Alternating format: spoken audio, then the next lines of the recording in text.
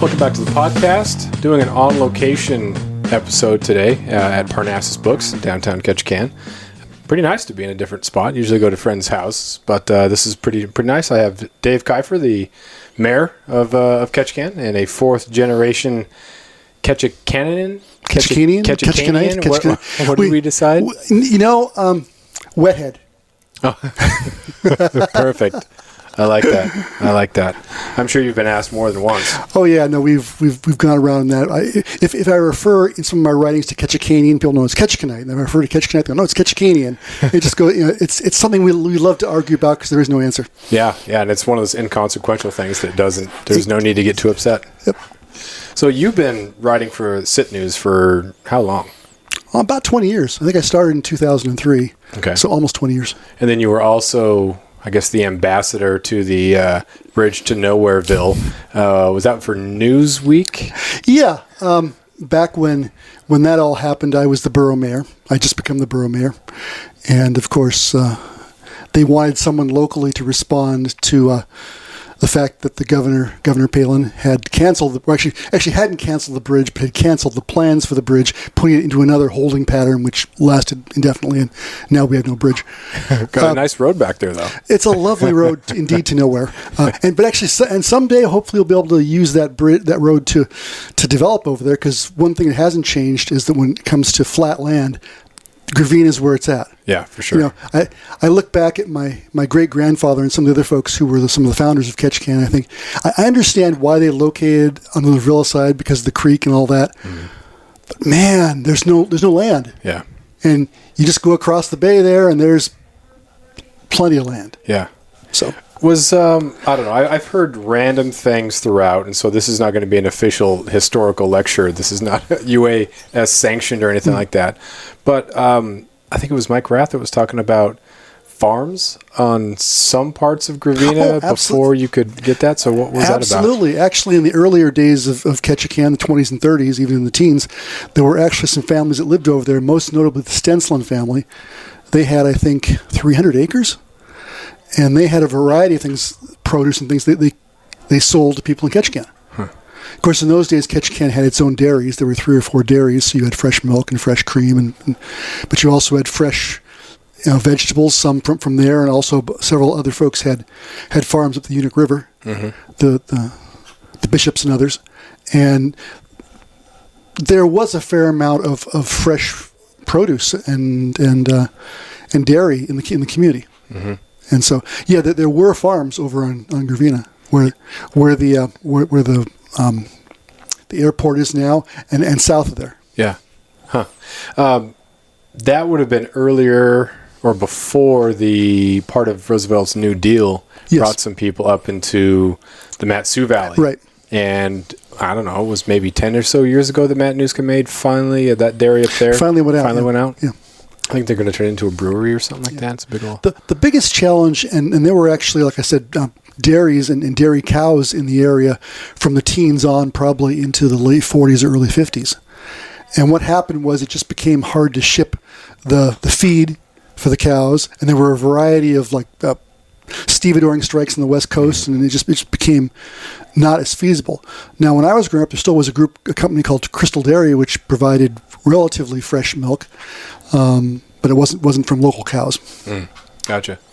So one of the main drivers in that 20s, 30s, once Roosevelt, the previous Roosevelt, Theodore, made national parks and the Tongass was kind of developed, that was one of the main things that I guess bridged Ketchikan from a kind of mining. Was it mining before that a little bit and then got to more forestry? It was originally, Ketchikan's gone through 4 phases. We're one of the few towns in Alaska that's basically survived the failure of 3 industries. And it's still here. And I always tell people we're just stubborn. We don't get the message very well. Mm-hmm. Other places, died off. Ketchikan just transitioned. And originally, although we had the creek here and all the fish, the main interest for this area initially was mining. And there were a variety of small gold strikes up the Ketchikan and up the Unic River and those, and attracted miners here. My great-grandfather came here in the 1894. looking for gold. So that was obviously several years prior to the big gold rush. Then, of course, the big gold rush happened in the Klondike, and a lot of people came to Alaska, went up there, didn't get squat, didn't want to go home, so they tended to wander around Alaska looking for gold. And what we have a lot of here is quartz. So people look at it and go, oh, there's quartz, there must be gold. Well, not necessarily, which is why there weren't any huge gold booms in the Ketchikan area. There were some smaller mines in Thorn Arm, across on Cleveland Peninsula, but there weren't that many here. There were actually a couple over in Prince of Wales. But the reality was there was no gold here, but it looked like there should be. So a lot of folks kind of hung out and looked for looked for gold and silver and copper. And because of that, people in Ketchikan learned that you don't make money as a miner, you make money mining the miners. So a town basically developed here, partly from people who came down from Wrangell and up from Seattle, and developed a town here basically to provide services to the mines and the miners. And that lasted through the first probably 2 decades of Ketchikan's existence. I was teaching or prompting my Adventure Lit kids about and some of the Jack London and the Klondike Gold Rush and whatnot, and just how Skagway developed and how there were people who didn't go up and over because, hey, I can make a fortune here. And you got guys like Soapy Smith and whatnot, and Juneau history as well, and the Treadway mine, and then there was also the Alaska Juneau mine, but the Treadwell was the early big one. Gotcha. Actually, my great grandfather worked at the Treadwell mine in about 1910 or so. So yeah, it's true. Even Seattle boomed during the gold rush, not because people got rich there getting gold, but they got rich off the miners, selling equipment. Selling, the Canadians had this rule where you had to have 2 tons of supplies to go over the passes, which meant you had to make like 30 trips back up, which is, you see those pictures and you kind of go, I just can't imagine. No. But because of that, people had to have supplies. And if they couldn't get them in Skagway, they'd get them in Juneau, they'd get them in Ketchikan, they'd get them in Seattle. If they didn't have those supplies, they couldn't go. So. And then you get up and over, and then you have to build your boat. You have to build a boat, go down the Yukon, past Bennett, and go down to get. It's interesting. My great grandfather who did that trip obviously died long before I was born, and it would have been fun to even now as a historian, I would just love to say, what was that like? Really, because it just, to me, that's just such an incredible adventure. And it seems like an unnecessary risk to us who are, everything is nice and comfortable, and like, how far am I going to go with my check engine light on? Versus I'm floating down with this boards of wood that are too green, and so it's coming apart at the seams essentially. I'm basically going through these huge rapids trying to get through, down to a place where I may find gold or I may not. But usually by the time those folks arrived, all the major sites had been staked and claimed, and pretty much after the first 6 months, no one made any money in the Klondike except people who were obviously making money off the miners. Yeah. In one of the documentaries that I showed my students, I think it was a man's grandfather who made a fortune up there. It was one of the rare people who made the fortune. And then he started collecting, the grandson, started collecting books and things like that. And he ended up selling his collection of Gold Rush literature for millions of dollars. So it was like they got rich twice off that, which is even more rare, just unheard of. Exactly. And actually, one thing people, it didn't happen in our family, but in a lot of families, the folks who went to the Klondike left manuscripts and left, and those are just, I've read quite a few of those, and they're just, once again, you think, they were tougher than we are. Can't imagine. Have you been to Skagway and kind of looked at a lot of that stuff? Yeah. I've only been there, I think it was once or twice, and it was for basketball season, so it was January, and it's not as nice there. No, it's cold and windy and snowy, and they call it the Valley of the Wind because it is. Yeah. Those winds come roaring down Lynn Canal out of Skagway and Haines, and those places are not very fun in the winter. No, I first went there. My mother wanted to go up there, and so she and I and my father went on the ferry. I must have been about 6 or 7. And my mother actually knew people up there, and I remember that part of it. And then later, I went there several times. I've probably been to Skagway maybe a dozen times. And I'm always fascinated, of course, by the story of Soapy Smith. And you go out to the graveyard, and you see Soapy's grave, and you see Frank Reed's grave, and you hear them all tell stories about about the events there. And so it's, a friend of mine was named after Frank Reed. Oh, really? Where their home sits was at the end of the block where he had killed Soapy Smith. Yeah. So that's pretty interesting. It's very interesting how you have the common thread of native culture and then of gold rush. But each city or each town in Southeast Alaska still has such an incredible individual history and even persona, or just, I don't want to use the word vibe, but is there anything that particularly intrigues you about some of the communities around here and their individual culture? Well, what has always fascinated me is how different they are. I was talking to someone the other day a bunch of mayors were talking about something. I can't remember what it was. We were talking to the folks from Metlakatla, and they were talking about how at times Ketchikan and Metlakatla haven't always gotten along for whatever reason. And I said, hey, it's not Wrangell and Petersburg. I mean, you look at the Hatfield and McCoys. Yeah. And there's kind of a little of that between Haines and Skagway, too. Yeah. They get along, they're close to each other. It's kind of like they're related, but they don't always see eye to eye. And of course, over the years, Ketchikan's has always had issues with Juneau. Oh yeah. And sometimes Sitka's had issues with Ketchikan. But just in general, each town, though there are similarities, and in reality there are more similarities than there are differences. Mm-hmm. But we seem to focus on the differences. Yeah. Ketchikan's a timber town, Wrangell's a timber town, Petersburg's a fishing town, Sitka's more a fishing town, Juneau's bunch of bureaucrats, yeah. But we tend to focus on those differences and say, okay, this is, and the people who live in them focus on them. Mm-hmm. This isn't something that's being brought down on us by some outsider. This is us saying, this is me saying, well, we're different from Juneau because. Yeah. I'm glad I'm not in Juneau because, and they say, we're glad we're not in Ketchikan because, and it's always kind of fascinated me. Yeah. There was an old ESPN commercial that, it said never graduate. The whole thing was like these rivalries from college stay all the way through. And it is like that with towns. And it is kind of fun. Growing up in Klawock, obviously we had rivalry with Craig because that was 7 miles away. Yeah. And then had the traditional rivalry with Heidelberg because you had the Klingons versus the Haidas. Yep.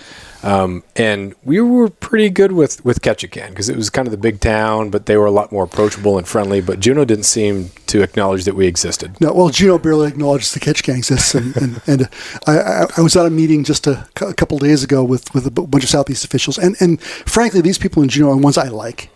But after about 20 minutes, it was like, man, we've just been Juneau-splained. and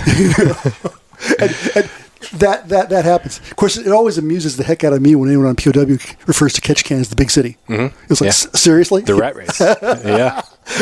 It's like, really? Wow. But it's all a matter of perspective. Yeah. And it is fun. It's nice to see, actually, I don't know about fun, but it is good to see that if there is something that needs to unify us, we do have that common thread. Yes. So, living here in Ketchikan and writing for the Juneau newspaper, there's a limit to that sort of, I don't even know if I would call it hostility unless it's a basketball game in its regions, but we still do get things through things together. We're still enduring things, and it's kind of fun. It adds another dimension to that because we're all in the same boat.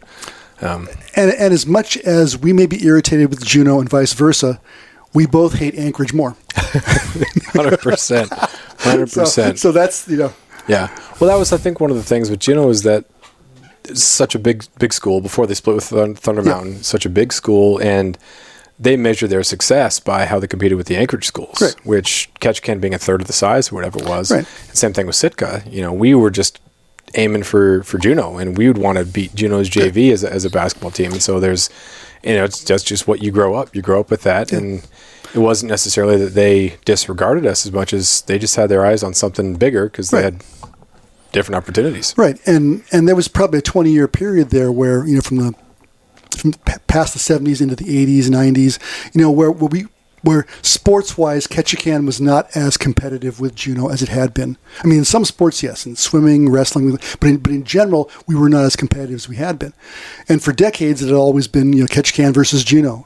And one thing that kind of disappoints me in the present world is, in terms of that, is that, once upon a time, there was a greater sense, I think there was a greater sense of Southeast, because when I was growing up in the 60s and 70s, we played Wrangell. We played Petersburg.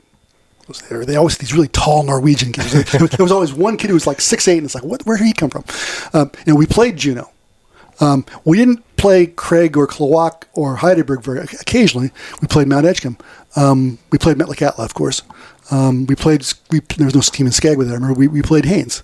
Now, because of the divisions, you never play those. Yeah. And I think we've lost something. The fact that we don't play Wrangell every year. Yeah. We don't play Sitka sometimes. I think we've kind of lost our regional cohesiveness because of that. Yeah, I would agree. You have the region tournament where everyone just kind of got together. Yeah. And when I was in high school in the late 90s, there was it wasn't 3A and 4A, but all of 2A. There was 9 schools. Yeah. And so it was just a massive gathering event. And then, you had the rivalries. They were kind of new because we were just from Prince of Wales. Right. And then all of a sudden, we're playing Angoon, we're playing Hoona. Right. So just new adjustments. And we cheered for them at state. We didn't go to state, but, that was something else. It was so fun to be there. The only other sport you would have that, really, we didn't have swim over on Prince of Wales, but it would be cross country. And there was definitely a different attitude there, all the schools, and it was fun to see just different people and meet different people and have that. But, not playing that in basketball has got to be a little different. Yeah, and the reality was, I think we thought more about places like Petersburg and Wrangell in those days because they were that sense that there was that competition, and they'd come down here, we'd go up there. There was always that, and without that, personally to me, it doesn't work. Yeah. And I understand the idea of not having teams that are in different divisions playing each other, and is it fair to, I know in baseball we went through this whole issue recently. My son was at KI, was with Petersburg. They really were not competitive with Juneau and Sitka and Ketchikan. And so there was should they be in a different? Well, there isn't a different division. Now the reality is, though, they love playing with them, and we love playing them. And there were occasional blowout games, but there were occasional blowout games between Ketchikan and Sitka and Juneau. Yeah. But because of the division status, I think we see less of that now, and I think for our region that's a loss. Mm-hmm. Yeah, I think some of the smaller towns they've lost some of that identity or some of that. I don't know, the competitiveness and the connection just because the sheer size. When I was at Klawock, I think there was 65, 68 kids that graduated, or in the high school. I graduated about 16. But now it's, close to half. And so you just don't have that level of, you don't have people to choose from as much. A lot of those smaller towns are going through that. Yeah, and the whole town size thing didn't really, Metlakatla's always been roughly a tenth the size of Ketchikan, give or take. And yet there were a lot of years when they were, certainly when the Scuderos were playing, they were always as good as Ketchikan, if not better. Mm-hmm. And so, but now everyone's in their own separate divisions, and we don't play those teams very often, and I think it's a loss. Yeah. You don't get a lot of. They went to the API points or whatever that was up at state, so you wouldn't get any points if you were playing a team that was a 3A, and so there was no real value in that. So you just go up Anchorage, you play your tournament and whatnot.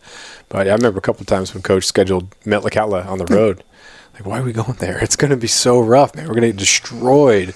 But you look back at those things, and it's just priceless. So much fun. I still remember, and this is probably about 15 or 20 years ago, there was a period of time where I think Craig beat Ketchikan twice in a couple of years. And it's like, and that's why you play. Yeah. They had a couple of good players. We were not as good. And theoretically, they shouldn't even compare, but things happen. Of course, basketball is one of those sports where if you have one player, we used to always get killed not get killed, but have trouble. Even in the 60s when we were beating up teams in Anchorage, the hardest games Ketchikan played every year were against Mount Edgecombe. Because they'd have like 3 or 4 of these sharpshooters from the villages. Yeah. And these kids were not tall. They were like 5'3", but anything from about 10 feet on out, they didn't miss. Yeah, it's fearless. Yeah. And Ketchikan would usually win, but it's funny. You look back at the old KI yearbooks and you see, Ketchikan beat Juneau easily. They beat Sitka.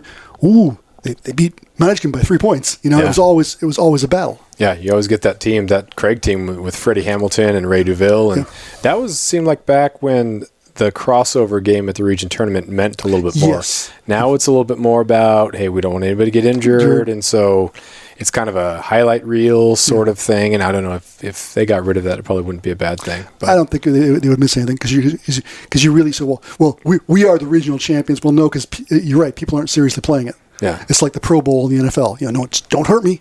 Yeah, exactly. But that basketball identity. It's, people talk about Texas and whatnot and how big it is, and it's big here in a different way because it's not you're taking your bus and the whole town leaves. It's you're taking the boat for days. And, when I was coaching here for the 3 years that I did, being able to take Alaska Airlines was great. It was so nice to get there and then be able to stay in a hotel and whatnot, not being housed out on the floor somewhere. But we had a couple of times when we got turned around and landed somewhere else. I guess the girls on their way up to Anchorage yesterday landed in Sitka, couldn't get into Juneau.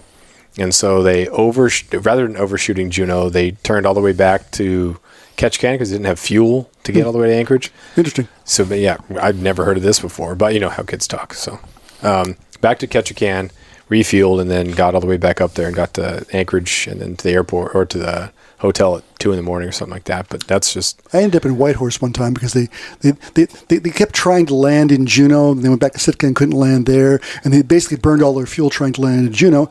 So the only place they could actually go was Whitehorse. Oh, man. Ended up spending the night on the plane because they wouldn't let off the plane because no one had their passports. That's horrible. But yeah, I'm old enough to still remember when they didn't even take the plane to Metlakatla. You know, a couple of seine boats would come over and load up everyone, and you get on the seine boat and you go to Metlakatla. Yeah. And so... Yeah, the whole housing thing was crazy too. Yeah. Like there were people when I was teaching in California that just would not believe that some family would allow 2, 3, 4 kids to stay at their house. I don't know how many times I volunteered our house to hold like the whole volleyball team from Wrangell or something like that. It's like, yeah, I signed them up, and the principal would say, talk to my dad. Did you really volunteer to have the whole volleyball team? Like, no, that's my son. But, yeah, it was something.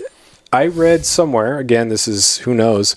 There was a Ketchikan region champ basketball team that was trying to make the state tournament in 86, 87, 88, something like that. Got up there on the day of their game and had to play and lost the first round, so they had to settle for third or something like that. Could have run the teams in those days.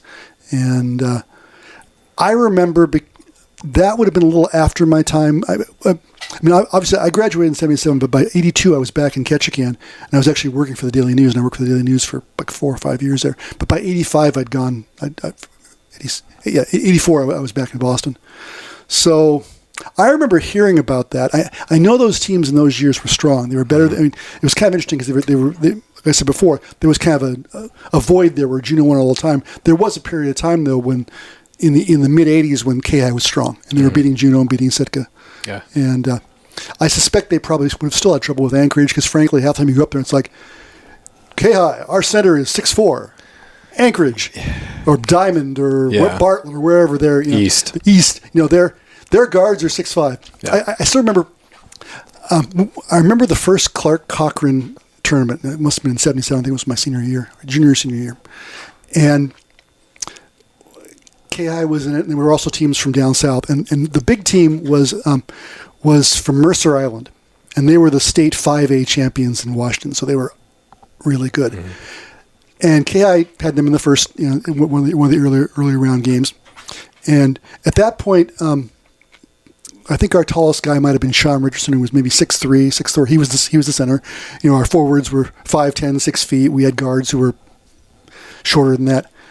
The 2 starting guards from Mercer Island were 6'5". Yeah. The center was 6'11". It was like, I can't remember the score exactly, but the game was over in the first quarter. Yeah. I mean, it was just, and at that point you kind of go, it was probably the first time we ever, we'd played Anchorage a lot, but in those days we were really competitive with Anchorage. We'd beaten them in 74 for the state title. We'd beaten them in the 60s a bunch. So we were still fairly competitive, but it was sort of like, oh, there's another level. Yeah, it's a different world. It's a completely different world because you see some guy who's 6'10" dribbling up the court like he's a guard. Yeah. And you go, oh, that's where the standard is. Yeah. And that's actually always good because I think it's really important. Sometimes because of what we're used to here, we don't always see what the real standard is in the outside world. Yeah. And sometimes it's helpful to get that and say, okay, if I'm really serious, we need to up our game. Yeah, for sure. I remember coming over here and playing on the JV bracket for the Clark because they would bring their JV tournaments, and so our varsity would play them, and it was fun. And like Ketchikan wouldn't sniff a victory. and it was maybe in the losers bracket get something, but that really wasn't what it was about. It was just like the showcase of some of the top schools. And I remember New Bedford, Massachusetts was there. I think it was my senior year. St. Ignatius from San Francisco, and they had a guy who ended up playing defensive or offensive line at Oregon, and then in the NFL for a little bit. So I mean, this is just monster. 6'9", 260 pound. It's unbelievable. It wasn't a kid. He was just a full grown man, and that's not going to happen. Kind of like when Gino brought Carlos Boozer down. It was like, okay. Yeah. Well, and even before, I remember I talked to Rob Casperson and then to Matt Carl. Matt Carl was really good at Heidelberg, won a state championship, then went up to Juneau. And when they were up to play East in this, I think it was the state finals against Trajan Langdon, and he said Coach Houston took him to the gym, just kind of walk around, and Trajan and his dad were coming out, and like he was just sweating and was steaming from a workout he'd done earlier that morning. They just all got this feeling like, oh, dude, we're in trouble.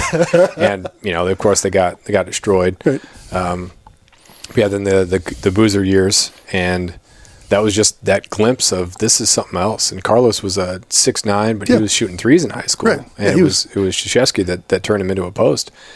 And you don't see a whole lot of that. You get excited. I remember watching a few of those games. He would come down and he could dunk, but he was putting the ball up from the top of the key. Yeah. Of course, and we also for many when Heidelberg had what was that guy's name? I can see his face now. He played in like the development league, NBA. He came over here for a couple of years. Yeah. He was from Damon Bellholter. Yeah, Damon Bellholter. Right. Yeah. There was an example. Some people are just gifted, I guess. With that ability, and it reminds the rest of us that yes, we can all play at things like basketball or whatever, but the reality is, there's a whole other level. Yeah. When you graduate, what are you going to do? Because it's not going to be basketball. Yeah, exactly. There's an opportunity for kids to find a place to play. Yeah. Somewhere, go to some, if they don't want it to end or they want to ride it out, then they can go to a smaller school. If they want to work hard, they can go to an NAIA school or Division III or whatever. And there's there are a lot of opportunities out there. It was kind of fascinating to me when my son graduated from KI a couple of years ago playing baseball. And we looked around. If you truly want to play, you can find somewhere to play. Mm-hmm. Maybe it's not going to be a team that's on ESPN every weekend. Yeah.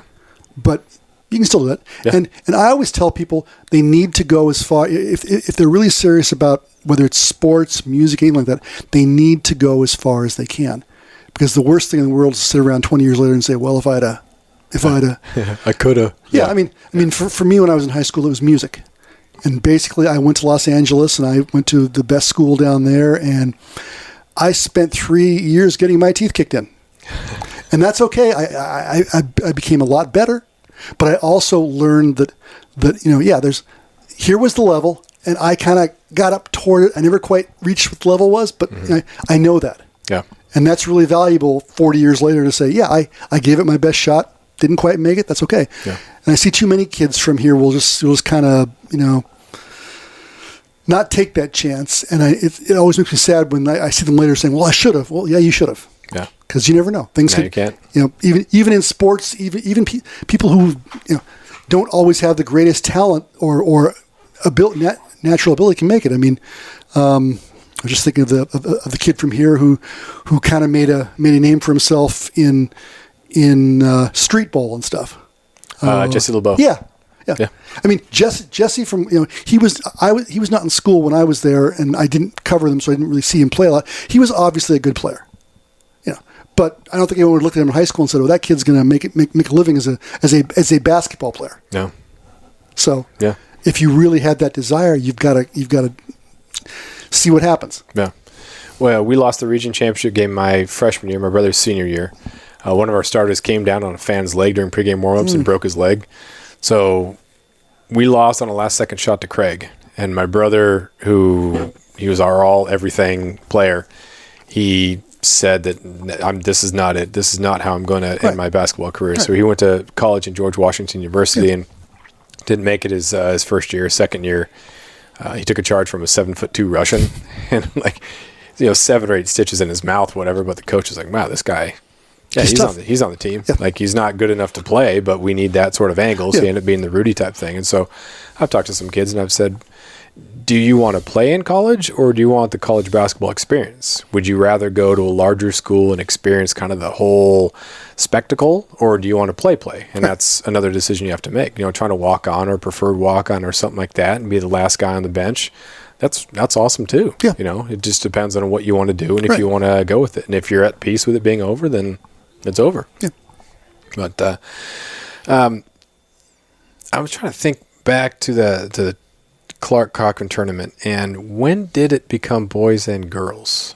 Because it was just boys and then in JV, and I once I graduated, I kind of lost track of My that. memory is originally it was boys. Obviously, that was when it started in the mid-'70s, 76, 77. I don't think it was, and I was sports editor for the Daily News in 81, and I don't remember it being boys and girls at that point. I think part of what also changed it too was it became more of a challenge after about 15, 20 years to get teams from elsewhere to come. Mm-hmm. I mean, at one point, it was like it wasn't quite the only game in town, but there were only a handful of those. It was kind of like the Great Alaska Shootout. At one point you had teams like Louisville and Duke, and those places coming, and it was basically the Great Alaska Shootout, and then there was a team a thing in Hawaii, and I remember that for Christmas tournaments on the West Coast there was Ketchikan, and there might have been one thing in Seattle, and that was about it. Mm-hmm. But then I think in the 80s that started to change. You weren't able to get as many teams. I think that was the point where they started saying, okay, we can't always get 7 teams from outside to come in. Right. So let's split it. Let's have 3. Let's have girls teams and guys teams and whatever. But I don't know the exact year. A little bit of interesting history. My brother, when he was playing at George Washington, went to the top of the World Classic in Fairbanks, and then also the Maui Invitational. So he got both of those. But nice. The Great Alaska Shootouts. Do they even have any more? It went away for a few years, and I'm not sure if it's ever come back. And that was even pre-COVID. It kind of because they weren't able to attract the teams they've been attracting. Yeah. Now it's all the Bahamas. There's 4 or 5 down there. Well, yeah. And if you're a school in Florida or in Texas or wherever, where you're going to go to Alaska, well, maybe, but you're more likely to go to Southern California or Hawaii or Nassau or wherever.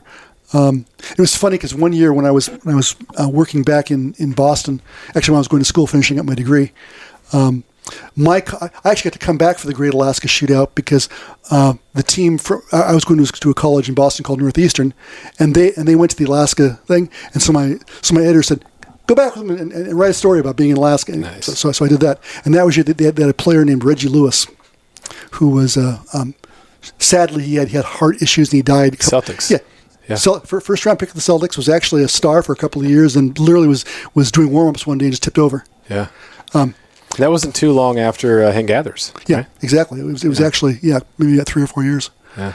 And it was interesting because Northeastern came in, the number 8 team, and they were playing against the top team, Louisville, which had just won the national championship. They had a guy named Never Nervous Purvis Ellison, I think. Oh yeah. And you clocked him.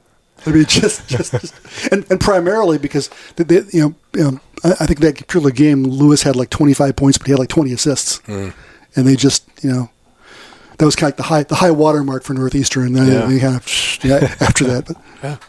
So we've talked about Gold Rush history. We've talked about basketball history. What about the future? And kind of in closing here, Ketchikan's future. It's changing. It's adjusting. It was all pulp mill. Now the pulp mill's out. It's reinvented itself with tourism. Where do you see Ketchikan? Well, it's kind of interesting because this last couple of years with no tourism, I mean very little, has kind of given us a chance to sort of think, okay, well, what does Ketchikan look like without tourism?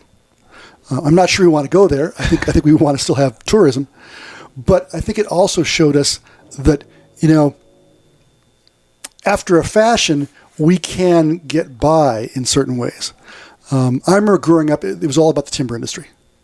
And it was all about, if the pulp mill leaves, Ketchikan dies. Mm-hmm. Well, pulp mill left, Ketchikan didn't die. It changed things a lot. And I don't want to even remotely argue that the economy is stronger with the visitor industry than it was with the timber industry, because the timber industry was more of a year-round industry, and you had all the outlying areas. And that said, though, I think there's certainly been some concern in the community in the last decade or so. Well, if tourism goes away, which it could very well, they could decide that Africa is the next top, or who knows? They could just, and all these ships could go elsewhere. I mean, they were talking about going to Asia. That didn't work out. Maybe they're going to be in Alaska for a while. I suspect they will. But we were thinking, what's it going to look like? And I think in some ways it kind of looked like what the last 2 years looked like. Ketchikan is finally at a place, I think, in its development. We're still relying. Tourism is still the big dog. But in terms of being a regional center, with our hospital and all of our government offices and that sort of stuff, and that's not as sexy as having an actual industry that makes something, but it's an industry. I think that the future is not as grim as we might have thought it was potentially if the tourism industry leaves tomorrow, or if there's, we would have to adjust. I think you'd see Ketchikan if ships truly could not come back for whatever reason. I think you'd see Ketchikan shrink a little bit in size, maybe back down to what it was when the pulp mill left, 12, 13,000 people as opposed to 14 or 15. I think you would see certain businesses would would just completely disappear. I kind of worry about the aviation industry because, the decades when it was this broader based industry that was involved in transportation and service and getting out and doing stuff, and that's gone away. And now essentially what it is a summer flight seeing operation. And so I think that industry would have trouble maintaining itself in any significant way if we didn't have the visitor industry. And of course, a lot of folks too have switched from commercial fishing to charter fishing. Yeah. And obviously, without 1 million visitors, you aren't going to have a need for 200 charter boats. Yeah. And I think that in some ways, even though I grew up in the fishing industry and all my relatives were fishermen, I don't think there's ever going to be a heyday of the Ketchikan fishing industry like there was 40, 50 years ago. Right. Yeah. You're just, people don't. Fishermen live in Petersburg. They live in Sitka. They live in farther north. They're just, this part of Southeast is no longer as advantageously placed for where the fish are, for the most part. So yeah. Well, as you said before, Ketchikan's made up of a whole bunch of resilient people with great ideas and entrepreneurial spirit. So see how it goes. I think the future is we survived it when the mining went away. We survived it when salmon canning went away. We survived it when timber went away. Whatever happens for the next 30 years, we'll survive. Excellent. That's perfect, Ender. Appreciate your time here. It's great. Thanks to Parnassus for letting us talk here, and thanks for listening. We'll talk to you next time.